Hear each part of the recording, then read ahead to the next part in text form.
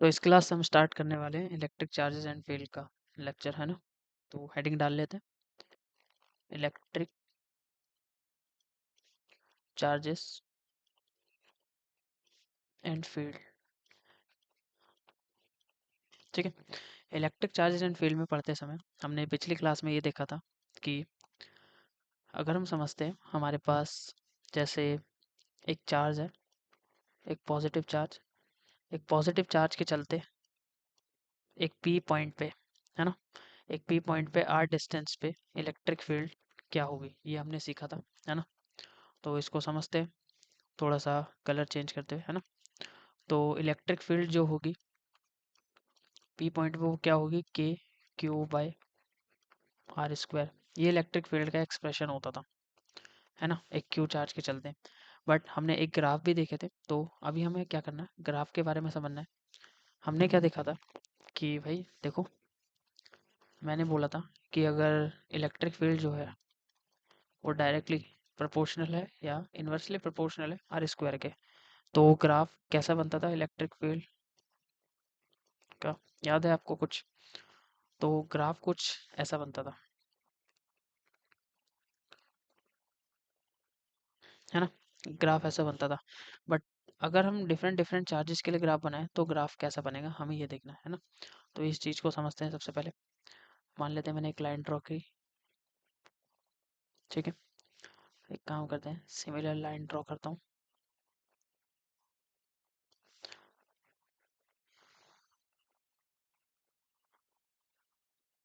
बिल्कुल ठीक है। तो अभी हमें ये समझना है कि एज्यूम करते हैं हमने एक क्यू चार्ज यहाँ पे रख दिया, प्लस क्यू चार्ज, और हमने दूसरा प्लस क्यू चार्ज यहाँ रख दिया। एक चीज़ ये नोटिस करी थी कि जहाँ प्लस क्यू चार्ज होगा वहाँ पे पॉजिटिव एक्सिस में वो बनता है ग्राफ। तो यहाँ पे ग्राफ ऐसे बनेगा, ठीक है। और इस वाले चार्जेस के लिए जो ग्राफ बनेगा वो ग्राफ ऐसे बनेगा। एक चीज़ ये नोटिस करनी है कि ये जो पॉइंट होता है इसको न्यूट्रल पॉइंट कहते हैं। यहाँ पे क्या होता है, नेट इलेक्ट्रिक फील्ड जो होती है वो ज़ीरो होती है। This is the neutral point. ये कौन सा पॉइंट है, न्यूट्रल। ये न्यूट्रल पॉइंट है, यहाँ पे इलेक्ट्रिक फील्ड ज़ीरो होती है। यहाँ पे ग्राफ कैसा बनेगा, यहाँ पे ग्राफ ऐसा बनता है, और यही सेम ग्राफ अगेन ऐसे रिपीट होना स्टार्ट हो जाता है, ठीक है। तो ये ग्राफ बनता है पॉजिटिव चार्ज और दो पॉजिटिव चार्ज के बीच में। अगर एक अलग ग्राफ देखना चाहें नेगेटिव चार्ज और नेगेटिव चार्ज के बीच में, तो उसके लिए भी बनाते हैं,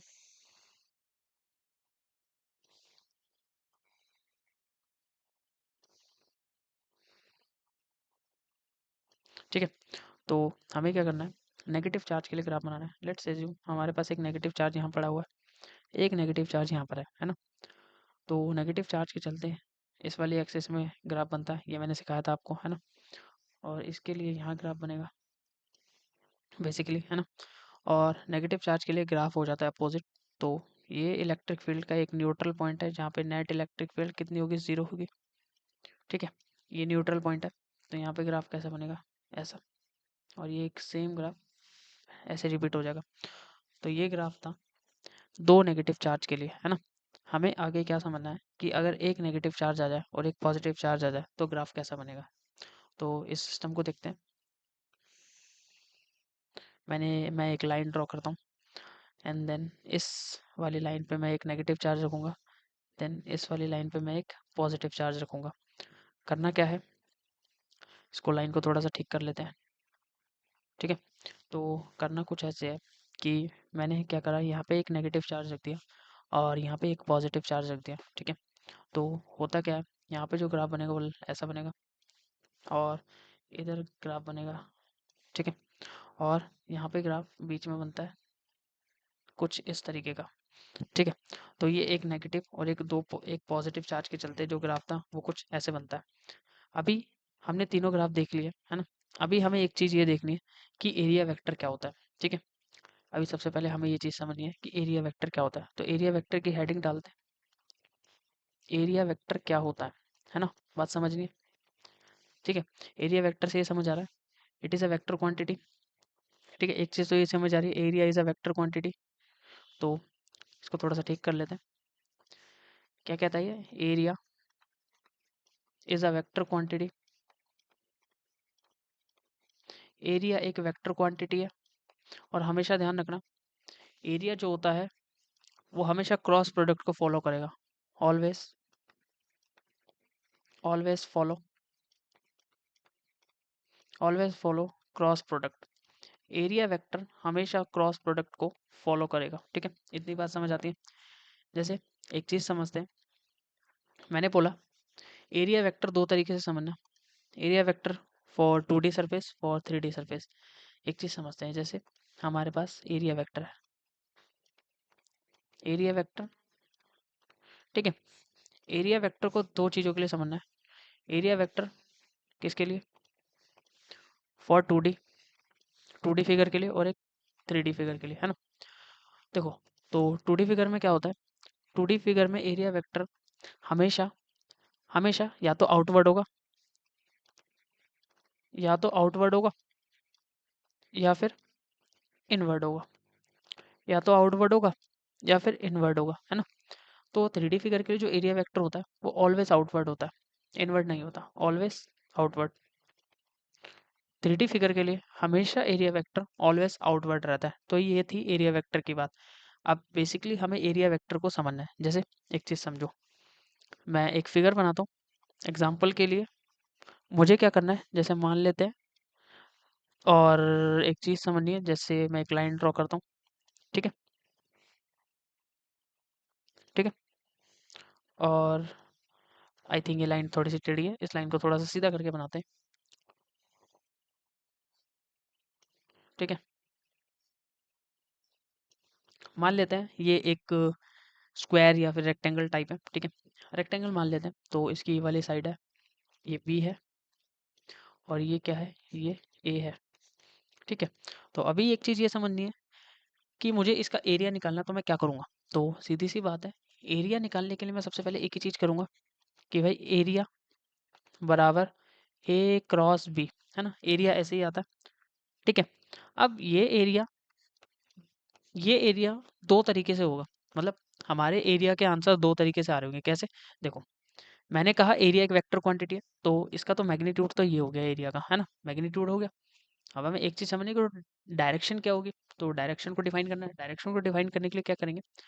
मैंने पहले ही बोला था ये एक 2D फिगर है, ये एक 2D फिगर है। अब 2D फिगर के लिए एरिया वेक्टर दो साइड होता है, एक तो आउटवर्ड, ठीक है, और एरिया वेक्टर, हाँ, लास्ट थिंग, और एरिया वेक्टर में एक पॉइंट और डालते हैं, ऑलवेज परपेंडिकुलर, हमेशा परपेंडिकुलर होगा area vector, always perpendicular to the surface, है ना। तो एक एरिया वेक्टर ऊपर की तरफ होगा, इस फिगर के लिए एक एरिया वेक्टर ये रहा भाई, है ना। और इसी फिगर के लिए एक एरिया वेक्टर नीचे की तरफ होगा जो अलग डायरेक्शन में दिखाएगा, है ना। तो एक एरिया वेक्टर ये हो गया। तो मैं समझता हूँ कि एक एरिया आएगा ए बी, ठीक है, ऊपर वाली डायरेक्शन अगर जे है तो जे, और एक एरिया आएगा a b j cap, but ये माइनस में आएगा, है ना। तो ये थे एरिया वेक्टर का कॉन्सेप्ट। ठीक है, अगर हम इस एरिया वेक्टर को थोड़ा सा और तरीके से देखें, जैसे थोड़ा सर्कल की फॉर्म में देखते हैं, तो उस चीज़ को समझो। मैं क्या करता हूँ, मैं एक कार्टेशियन प्रोडक्ट बनाता हूँ, कार्टेशियन सिस्टम, सॉरी। और मुझे क्या करना है, मैं एक चीज़ करता हूँ कि, या इसको इसको रहने देते हैं, इसको नहीं बनाते हैं। मैं एक काम करता हूँ, मैं एक सर्कल ड्रॉ करता हूँ। ठीक है, मैंने एक सर्कल ड्रॉ किया। अब मुझे एक चीज़ समझनी है कि ये सर्कल मुझे 3D में ड्रॉ करना था, जो कि गलत बन गया है। फिर मैं इसे फिर से मिटाऊंगा, और अब मैं इसे अच्छे से बनाऊंगा। और अब मैं इसे कैसे बनाऊंगा, देखो ध्यान से देखना। एक ये एक्स एक्सिस बनानी है, एक ये वाई एक्सिस बनानी है, एक ये जेड एक्सिस बनानी है ना। और हमें क्या करना है, एक सर्कल ड्रॉ करना है। समझते हैं, सर्कल ऐसे ही बना है ना। अब आपको थोड़ा सा इमेजिन हो रहा होगा, है ना। अब मुझे क्या करना है, ये एक 2D फिगर है, अगेन अगेन एक 2D फिगर है। अब 2D फिगर के लिए मुझे एक बात बताओ, सर्कल का एरिया क्या होता है? इस सर्कल का एरिया क्या होगा? अब एरिया एक वेक्टर क्वांटिटी है, तो मुझे तो इतना तो समझ आता है, एरिया का जो वो होगा मैग्नीट्यूड, वो पाई आर स्क्वायर होगा अगर इसका रेडियस आर है। ठीक है, तो एक चीज़ ये समझनी है कि इसका एरिया एक ऊपर की तरफ आएगा और एक एरिया नीचे की तरफ आएगा, है ना। तो ये एरिया दो तरीके से लिखा जा सकता है, पाई आर स्क्वायर, एक ऊपर है जे कैप, और एक दूसरा एरिया हो सकता है पाई आर स्क्वायर, ये हो जाएगा माइनस जे कैप, एक ऊपर वाले के लिए एक नीचे वाले के लिए। पिछले वाले क्वेश्चन में ये मिस्टेक की थी, हाँ पिछले वाले क्वेश्चन में कोई मिस्टेक नहीं थी, बिल्कुल दोनों जे कैप थे, बिल्कुल ठीक था। ठीक है, तो एरिया वेक्टर को इसी तरीके से समझना था, है ना। एरिया वेक्टर क्यों समझना जरूरी था, क्योंकि एरिया वेक्टर से गॉस लॉ को अच्छे से समझा जा सकता है ना। अदरवाइज नहीं समझ आएगा गॉस लॉ या फिर इलेक्ट्रिक फ्लक्स। तो उसके बाद समझते हैं area vector for close surface यानी 3D surface. Area vector for 3D या फिर क्लोज्ड फिगर के लिए, है ना। 3D या फिर क्लोज फिगर के लिए। तो एरिया वेक्टर 3D और क्लोज फिगर के लिए क्या होगा, मैंने पहले ही बताया था, हमेशा क्या कौन सा एरिया कंसीडर करेंगे, ऑलवेज आउटवर्ड, ऑलवेज आउटवर्ड, हमेशा आउटवर्ड वाला एरिया कंसीडर होगा। कैसे, देखो ध्यान से देखो, एक चीज समझना, जैसे मैं एक ड्रॉ करता हूँ, जैसे मैंने क्या किया, मैंने एक सिलेंडर बनाता हूँ मैं एक, ठीक है, मैं एक सिलेंडर बनाता हूँ एंड देन मुझे क्या समझना है, ठीक है मैंने एक सिलेंडर बनाया, अब मुझे ये देखना है कि सिलेंडर का एरिया वेक्टर क्या होगा। तो एरिया वेक्टर की मैग्नीट्यूड की बात करने से पहले हमें बस ये समझ लेना चाहिए कि इसका जो एरिया वेक्टर है उसकी डायरेक्शन जो होगी हमेशा आउटवर्ड होगी। ये एरिया वेक्टर की डायरेक्शन होगी हमेशा आउटवर्ड, हमेशा ये यहाँ से बंद है ना, और ये यहाँ से भी बंद है, हमेशा एरिया वेक्टर की डायरेक्शन आउटवर्ड। इधर से देखे आउटवर्ड, इधर से देखे आउटवर्ड, कभी भी एरिया वेक्टर की डायरेक्शन 3D फिगर या फिर क्लोज फिगर में इनसाइड नहीं होगी, है ना। बात समझ आती है। अगर जैसे क्यूब की बात करें, हम एक क्यूब की बात करते हैं, ठीक है। समझना ये है कि जैसे मान लेते हैं मैंने एक ये क्यूब मान लो, या फिर ये एक क्यूबॉइड है, मैंने एक क्यूबॉइड बनाया। अब इस क्यूबॉइड के लिए मैंने कहा ये हर तरफ से ढका हुआ है, ठीक है, हर तरफ से ढका हुआ है। अब ये क्यूब हर तरफ से ढका हुआ है, तो एक चीज ये समझनी है कि इसके लिए area vector always outward, always outward, ठीक है। एरिया वेक्टर इस हिस्से देखिए always outward, always outward, area vector यहाँ से भी आउटवर्ड, यहाँ से देखे अगेन आउटवर्ड। तो ये था एरिया वेक्टर का केस, है ना। एरिया वेक्टर पढ़ने के बाद अब हमें समझना है इलेक्ट्रिक फ्लक्स क्या होता है। व्हाट इज इलेक्ट्रिक फ्लक्स, क्या पढ़ना है, इलेक्ट्रिक फ्लक्स। अब इलेक्ट्रिक फ्लक्स में एक चीज़ समझनी है, फ्लक्स को अगर मैं चाहूँ तो इससे दिखाऊंगा, फाई जी से कहते हैं, ठीक है। और इलेक्ट्रिक फ्लक्स की डेफिनेशन क्या होती है, तो डेफिनेशन लिखते हैं, क्या बोलता है, it is it is the number of electric field lines, it is the number of electric field lines, it is the num it is the number of electric field lines passing passing through a passing through a passing through a given surface या फिर any surface, है ना, passing through a given surface। जैसे एक चीज समझते हैं, मैंने क्या बोला, मेरे पास एक सरफेस है, मेरे पास एक सरफेस है ना, मैं एक सरफेस बनाता हूँ, सरफेस बना के दिखाता हूँ आपको। मेरे पास एक ये 2D सरफेस है। अब आप इसको अच्छे से ध्यान से देखें, मैंने बोला कि इस सरफेस का एक एरिया वेक्टर होगा आउटसाइड, हाँ भाई बहुत बढ़िया, आउटसाइड एक एरिया वेक्टर है। हाँ, इनसाइड भी हो सकता है बैक साइड में, कोई दिक्कत नहीं है, मुझे पता है होगा, बट उसको अभी कंसिडर नहीं करते है ना। तो इसका एक एरिया वेक्टर है, बहुत अच्छी बात है।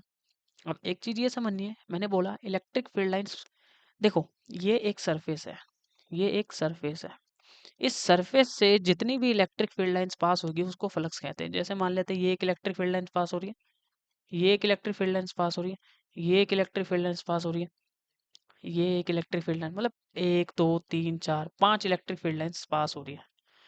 तो इसके लिए फ्लक्स क्या होगा, मान लेते हैं पांच हो गया, है ना। तो यही फ्लक्स होता है ना। बट फ्लक्स की कैलकुलेशन ऐसे नहीं होती है, उसके लिए एक फॉर्मूला गिवन होता है ना।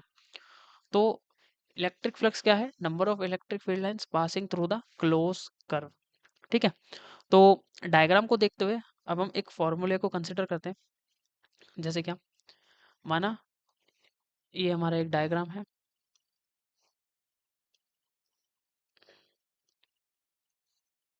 और इस डायग्राम से हमारा एरिया वेक्टर आउटसाइड है ना, और इलेक्ट्रिक फील्ड लाइंस पास कर रही है। ध्यान रखना, इलेक्ट्रिक फील्ड लाइन और एरिया वेक्टर अभी मैंने परपेंडिकुलर बनाया। एरिया वेक्टर तो हमेशा सरफेस के परपेंडिकुलर होता है, बाकी इलेक्ट्रिक फील्ड लाइन का एंगल चेंज हो सकता है ना।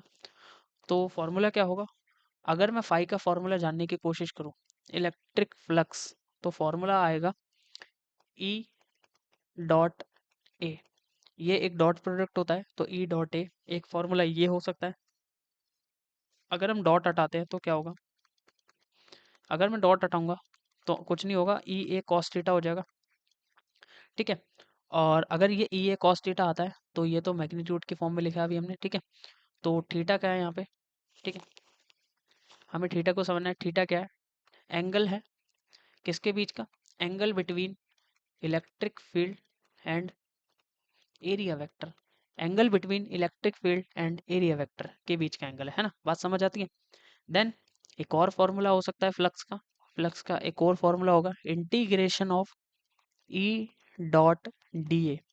ये एक तीनों फॉर्मूले हो सकते हैं, एक दो तीन, जो कि आपको याद रखने हैं फ्लक्स के सवालों को सॉल्व करने के लिए, है ना। ई क्या है? इलेक्ट्रिक फील्ड है ना। अब इसके थोड़े से केसेस पढ़ने हैं मेरे को। जैसे मैं क्या करता हूँ, मुझे इसके केसेस पढ़ने हैं। जैसे मैं केस वन बनाता हूँ, केस वन। अब केस वन क्या कहेगा? केस वन कहता है for maximum flux, for maximum flux. मुझे बताओ फ्लक्स की मैक्सिमम वैल्यू कब होगी? फ्लक्स की मैक्सिमम वैल्यू कब होगी? पहले तो फ्लक्स का फॉर्मूला यूज करते हैं। फ्लक्स का फॉर्मूला मुझे बताओ। फ्लक्स बराबर ई ए कॉस थीटा, है ना। फ्लक्स की मैक्सिमम वैल्यू तब होगी जब जो मेरा थीटा होगा वो 0 डिग्री होगा, है ना। जब थीटा होगा 0 डिग्री होगा, और कॉस 0 हमेशा 1 होता है। तो फ्लक्स की वैल्यू कितनी आ जाएगी? ई ए आ जाएगी। कब आएगी? जब कोई मेरे से पूछेगा कि फ्लक्स की वैल्यू मैक्सिमम चाहिए मुझे। अगर मेरे से कोई बोले मुझे फ्लक्स की वैल्यू मैक्सिमम चाहिए, तो मेरे को क्या करना है? सीधा सीधा ई ए मल्टीप्लाई करना है फॉर मैक्सिमम, है ना। केस टू क्या बनेगा? केस टू ध्यान से देखो, केस टू ध्यान से देखना। For minimum flux, for minimum, for minimum flux. अब मिनिमम फ्लक्स के लिए क्या करना है मेरे को एक चीज समझनी है। मिनिमम फ्लक्स के लिए मेरे को थीटा को क्या पुट करना है? 90। इस टाइम मैंने थीटा को क्या पुट किया था? 0 पुट किया था। इधर मेरे को थीटा को क्या पुट करना है? 90। तो मेरा मिनिमम फ्लक्स क्या आएगा? ई ए कॉस 90। और ई ए कॉस 90, कॉस 90 कितना होता है? कॉस 90 0 होता है। तो फ्लक्स मिनिमम कब होगा? जब इलेक्ट्रिक फील्ड और एरिया वेक्टर के बीच में एंगल 90 डिग्री होगा, है ना। बात समझ आती है? अब फ्लक्स के बारे में थोड़ी सी बातें लिखते हैं। जैसे फ्लक्स एक स्केलर क्वांटिटी है। क्या है? ये एक स्केलर क्वांटिटी है। ठीक है, दूसरी चीज फ्लक्स के बारे में हमें समझनी है, एसआई यूनिट क्या होगी? एसआई यूनिट की बात करना सबसे जरूरी है। एसआई यूनिट क्या होगी? तो इसकी एसआई यूनिट जो होती है वो होती है न्यूटन मीटर स्क्वायर पर कूलम। न्यूटन मीटर स्क्वायर पर कूलम। और एक और एसआई यूनिट हो सकती है जिसको हम कहते हैं वोल्ट पर मीटर। वोल्ट पर मीटर, है ना। अगर डायमेंशन की बात करें, है ना, डायमेंशन की बात करें, तो डायमेंशन क्या होगी? डायमेंशन होगी m की पावर 1, l की पावर 3, a की पावर -1 एंड देन t की पावर -3। ये इसकी डायमेंशन हो जाएगी, है ना। बहुत बढ़िया, डायमेंशन समझ आ गई है। ठीक है, इसके बाद हमें क्या करना है? एक क्वेश्चन को करना है। मैं आपके लिए क्वेश्चन लिखता हूँ, आप इस क्वेश्चन को घर से करके लाना। अगर आपको ये क्वेश्चन नहीं होता है तो मैं इसे अगली क्लास में कंसिडर करूंगा। क्वेश्चन कुछ ऐसा है, क्वेश्चन कुछ ऐसा है। मेरे पास एक इलेक्ट्रिक फील्ड गिवन है, और इलेक्ट्रिक फील्ड है 10⁵ वोल्ट पर मीटर, है ना। ये इलेक्ट्रिक फील्ड गिवन है जो मेकिंग कर रही है, making an angle of, making a angle of, making a angle of 30 degree, making a angle of 30 degree with surface, surface के साथ 30 डिग्री का एंगल बना रही है और जो एरिया वेक्टर है वो है 10⁻² मीटर स्क्वायर। ठीक है, क्वेश्चन कुछ इस प्रकार का है। उस क्वेश्चन के लिए डायग्राम क्या बन सकता है मैं बता देता हूँ। ठीक है, इस क्वेश्चन के लिए डायग्राम क्या बनेगा, मेरी जो इलेक्ट्रिक फील्ड है और वो इलेक्ट्रिक फील्ड कुछ इस प्रकार है कि भाई ये है मेरी इलेक्ट्रिक फील्ड और इलेक्ट्रिक फील्ड इसने बोला सरफेस के साथ एंगल बना रही है कितने डिग्री का, ये 30 डिग्री का एंगल बना रही है जिसने बना लिया है ना। और मेरा इस फिगर के लिए एरिया वेक्टर क्या होगा, हमेशा परपेंडिकुलर होगा, हमेशा परपेंडिकुलर होगा, है ना। ये चीज़ समझनी है। तो क्वेश्चन ये था, आपको इस क्वेश्चन को सॉल्व करना है। ठीक है, और इस क्वेश्चन का आंसर निकाल के लाना है। बेसिकली मैं इस क्वेश्चन का आंसर बता देता हूँ ताकि आपको कन्फ्यूजन ना हो। इसका जो आंसर रहेगा फ्लक्स निकालना है ना, फ्लक्स रहेगा 10⁻7 डिवाइडेड बाय 2 वोल्ट पर मीटर, ये इसका आंसर रहेगा। ठीक है, इसके बाद ये क्वेश्चन आपके लिए था। अब हम एक कॉन्सेप्ट को समझते हैं कि कांस्टेंट फॉर कांस्टेंट, इसको स्टार बना लेते हैं, फॉर कांस्टेंट इलेक्ट्रिक फील्ड अगर कांस्टेंट हो गई तो जो मेरा इनकमिंग फ्लक्स है वो आउटगोइंग फ्लक्स के बराबर हो जाएगा। क्या, देखो मैंने कहा इलेक्ट्रिक फील्ड कांस्टेंट है तो मेरा फ्लक्स जो है इनकमिंग वाला, कौन सा फ्लक्स, इनकमिंग, यानी आने वाला फ्लक्स बराबर हो जाएगा जाने वाले फ्लक्स के। इसको थोड़ा डायग्राम से समझाता हूँ। आउटगोइंग फ्लक्स के, मेरा आने वाला फ्लक्स जाने वाले फ्लक्स के बराबर हो जाएगा। ये था एक्सप्रेशन, बस समझाने के लिए था। है क्या, ये कह रहा है अगर कांस्टेंट इलेक्ट्रिक फील्ड है तो इनकमिंग फ्लक्स बराबर हो जाएगा आउटगोइंग फ्लक्स के। लेट्स एज्यूम मेरे पास एक फिगर है और मुझे क्या करना है, मैं एक अच्छी सी फिगर ड्रॉ करता हूँ। ठीक है, अब मैं क्या करूँ, इस फिगर से कुछ इलेक्ट्रिक फील्ड लाइंस निकल रही हैं, कुछ 4-5 इलेक्ट्रिक फील्ड लाइंस निकल रही हैं। अब ये 4-5 इलेक्ट्रिक फील्ड लाइंस फ्लक्स बनाएगी और जो मेरा इनकमिंग फ्लक्स है और जो मेरा आउटकमिंग फ्लक्स है, देखो फ्लक्स तो तभी बनेगा जब ये इलेक्ट्रिक फील्ड लाइन अंदर जाएगी, फ्लक्स तो तभी बन गया होगा, और फ्लक्स तब भी बन रहा होगा जब ये इलेक्ट्रिक फील्ड लाइन बाहर आ रही होगी, है ना। तो दोनों तरफ फ्लक्स बन रहा है, तो ये जो मेरा आउटगोइंग फ्लक्स है और इनकमिंग फ्लक्स है दोनों बराबर हो जाते हैं फॉर कांस्टेंट इलेक्ट्रिक फील्ड के केस में। ठीक है, क्योंकि ये जो मेरी इलेक्ट्रिक फील्ड थी ये कांस्टेंट थी। अगर मैं इन्हें वेरिएबल कर देता, मैंने क्या बोला, अगर मैं इलेक्ट्रिक फील्ड को वेरिएबल कर देता तो मेरा एक्सप्रेशन चेंज हो जाता। For for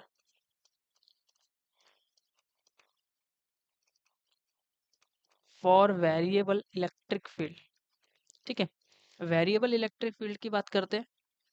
variable electric field के लिए जो फ्लक्स है, इनकमिंग फ्लक्स, वो बराबर नहीं होता है आउटगोइंग फ्लक्स के। ठीक है, जो मेरा फ्लक्स है वो बराबर नहीं होता आउटगोइंग फ्लक्स के। इसके बाद हमें समझना है गॉस लॉ के बारे में। गॉस लॉ क्या है, गॉस लॉ को समझते हैं। तो गॉस लॉ को देखो, गॉस लॉ क्या कहता है, देखो भाई गॉस लॉ कहता है, इसके वाले स्टेटमेंट लिख लेते हैं गॉस लॉ की, कि गॉस लॉ कहते क्या है। ये कहता है the net flux the net flux passing through an enclosed surface is 1/epsilon naught times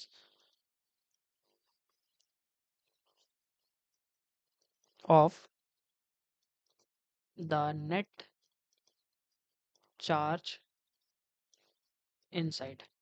क्या बोला, स्टेटमेंट बोलती है कि मेरा जो फ्लक्स है वो क्या होगा किसी फिगर के थ्रू। जैसे मानते हैं, मैं एक चीज समझाता हूँ, जैसे मान लो ये गॉस लॉ क्या कहते हैं, इन्होंने बहुत एक अच्छी प्रॉब्लम को सॉल्व करा, फ्लक्स निकालने के लिए बहुत अच्छा तरीका बताया। जैसे मान लेते हैं मेरा एक ये सरफेस है, क्लोज सरफेस है, क्लोज्ड है, मैंने बोला क्लोज्ड है। ठीक, अब इस क्लोज सरफेस में एक चार्ज पड़ा हुआ है, तो मुझे फ्लक्स निकालना है। तो गॉस लॉ ने कहा भाई फ्लक्स निकालना है, कुछ मत करो, चार्ज को डिवाइड कर दो, एप्सिलॉन नॉट से फ्लक्स आ जाएगा। बस इन्होंने यही बोला, चार्ज को डिवाइड कर दो, एप्सिलॉन नॉट से फ्लक्स आ जाएगा। ठीक है, और ये जो चार्ज है ये इनक्लोज होना चाहिए, इनसाइड होना चाहिए सरफेस के। ये चार्ज होना चाहिए इनसाइड होना चाहिए सरफेस के, है ना। बात समझ आती है। जैसे क्वेश्चन से के माध्यम से समझते हैं। मान लेते हैं एक मैंने सरफेस बनाया, एक 3 कूलम का चार्ज है, एक 2 कूलम का चार्ज है, एक 5 कूलम का चार्ज है। ठीक है, बाहर भी एक चार्ज पड़ा हुआ है, हमें ये भी देखना है। एक 5 कूलम का चार्ज है, तो मुझे फ्लक्स बताना है। फ्लक्स क्या होगा? फ्लक्स होता है भाई total charge inside the surface. तो टोटल चार्ज 3 + 2 है, डिवाइड कर दो एप्सिलॉन नॉट से, तो आंसर कितना आएगा? 5/एप्सिलॉन नॉट। ये मेरा फ्लक्स था इस एग्जाम्पल का। ठीक है, हाँ हमने इस 5 को क्यों कंसिडर नहीं किया? क्योंकि आउटसाइड चार्ज है। हमें गॉस लॉ कहते हैं कि हमेशा चार्ज इनक्लोज कंसिडर करना है, जो किसी फिगर के अंदर हो उसी चार्ज को कंसिडर करना है, अदरवाइज कोई चार्ज कंसिडर नहीं करने हैं। ठीक है, बात समझ आती है? हमें बाकी कोई चार्ज कंसिडर नहीं करने हैं। ठीक है, तो इस क्लास को अभी के लिए यही खत्म करते हैं। नेक्स्ट क्लास में हम गॉस लॉ की एप्लीकेशन के साथ मिलेंगे। ठीक है, तो आपका बहुत बहुत शुक्रिया वीडियो देखने का।